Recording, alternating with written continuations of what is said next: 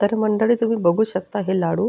तर हे लाडू मी विदाऊट पाक म्हणून बनवले आहे. काही पाक वगैरे करायचं काम नाही आणि खूप गॅसवरती आपल्याला बेक करायचं पण काम नाही आणि अगदी म्हातारे लोकसुद्धा हे लाडू खाऊ शकतील. इतके हे लाडू सॉफ्ट आणि मऊ झालेले आहेत. तर मंडळी बघूया आपण हे लाडू आता मी कसे बनवले आहे ते. तर बघा आता इथे घेतलेलं आहे मी एक ओलं नारळ. तर त्या या नारळाची मी खालची जी काळी बाजू असते, तर ती बाजू मी पूर्ण काढून घेतलेली आहे. आणि अतिशय पांढरं शुभ्र आपल्याला इथे खोबरं दिसतं आहे. तर आता ह्या खोबऱ्याचे आपल्याला बारीक-बारीक तुकडे करून घ्यायचे आहे. म्हणजे आपण मिक्सरमध्ये जेव्हा ते बारीक करतो, तर त्यात ते जाड खोबरं वगैरे काही राहणार नाही आणि एकदम बारीक याची पेस्ट अशी तयार होणार आहे. तर बघा आता इथे मी पूर्ण हे खोबऱ्याचे तुकडे इथे करून घेतलेले आहे. आणि आता आपल्याला हे पूर्ण खोबरं मिक्सरच्या भांड्यामध्ये टाकायचं आहे. तर बघा आता आपल्याला हे मिक्सरमध्ये काढताना यात दूध किंवा पाणी असं काहीच टाकायचं नाही आहे. तर हे कोरडं खोबरं आपल्याला मिक्सरमध्ये इथे बारीक करून घ्यायचं आहे.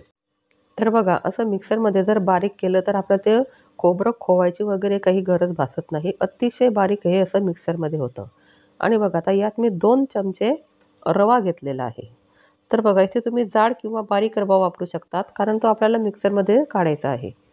तर हा मिक्सरमध्ये बारीक रवा आपण काढून घेतलेला आहे. तर बघा अशी छान याची ही पेस्ट इथे तयार झालेली आहे. तर मंडळी आपल्याला हा रवा आणि खोबरं हे मिक्सरमध्येच काढायचं आहे. तर हे डायरेक्ट गॅसवरती आपल्याला बेक करायचं नाही. हे एकत्र असं बारीक झाल्यानंतरच आपल्याला हे गॅसवरती आता बेक करायला घ्यायचं आहे. तर बघा आता इथे मी अशी जाड बुडाची कढई घेतलेली आहे आणि त्यात मी अर्धी वाटी फक्त दूध टाकलेलं आहे. तर बघा आता मी अर्धी वाटी दुधाचा वापर इथे केलेला आहे. कारण नंतर आपल्याला यात साखर टाकायची आहे आणि गूळसुद्धा घालायचा आहे.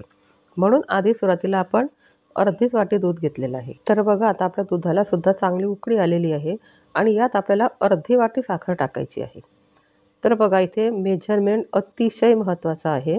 तुम्ही जर जास्त आणि कमी प्रमाणाचं वापरलं तर तुमचे लाडू एकतर फिके होतील किंवा जास्त गोड होतील.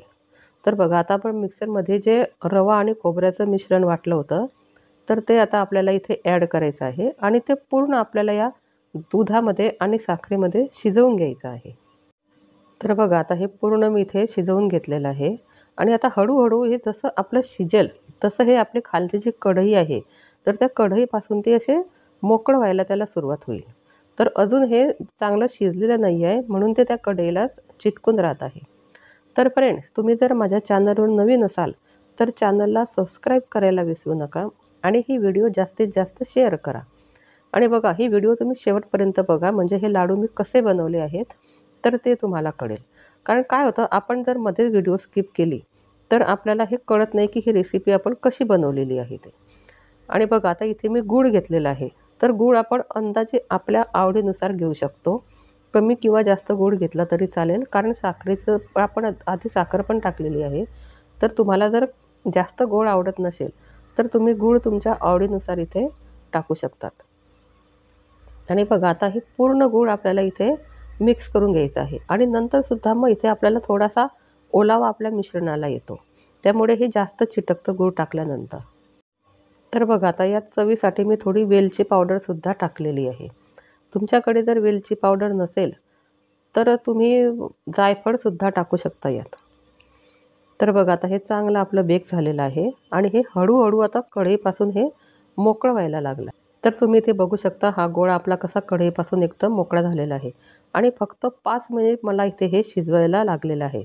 जास्त वेळसुद्धा लागत नाही आपल्याला. आणि बघा आता इथे ताटाला मी थोडं तूप लावून घेतलेलं आहे. तर बघा आता हे पूर्ण ताटाला तूप लावल्यानंतर आपल्याला जो कढईतला गोळा आहे तो गोळा इथे काढून घ्यायचा आहे आणि मी हे गार होण्यासाठी याला इथे पसरवत आहे. मला काही वड्या वगैरे याच्या पाडायच्या नाही. तर मी गार होण्यासाठी ते हाताने सुद्धा असे पसरवून घेणार आहे वड्या पाडण्यासारखं. तर बघा फ्रेंड्स तुम्हाला जर याचे लाडू बनवायचे नसतील तर तुम्ही याच्या वड्यासुद्धा पाडू शकता. आणि मी याच्यावरती थोडं केशरसुद्धा टाकते आहे. तुमच्या आवडीनुसार तुम्ही ड्रायफ्रूटसुद्धा टाकू शकतात. मी याच्यानंतर काजूचा थोडा असा माझ्याकडे एक बारीक पावडर केलेली होती तर ती पावडरसुद्धा मी यात टाकते आहे. आणि नंतर हे पूर्ण मी असे गोळा करून घेणार आहे आणि मग त्याचे लाडू बनणार आहे. म्हणजे काय होतं ना ह्या केसरचा जो अर्क आहे तर तो अर्क आपल्या पूर्ण लाडूमध्ये उतरतो आणि त्याला असा येलोइश कलर येतो. तर मंडळी अशा प्रकारे आपले हे लाडू इथे तयार झालेले आहे. तुम्हाला हे लाडू कसे वाटले मला कॉमेंट्समध्ये नक्की सांगा. आणि बघा अतिशय कमी वेळेमध्ये 5 मिनिटामध्ये बनणारे हे लाडू आपले इथे तयार झालेले आहेत. आणि तुम्हालाही माझी व्हिडिओ कशी वाटली मला कॉमेंट्समध्ये नक्की सांगा आणि चॅनलला सबस्क्राईब करायला विसरू नका. आणि चला आता भेटूया अशा पुढच्या नवीन व्हिडिओमध्ये.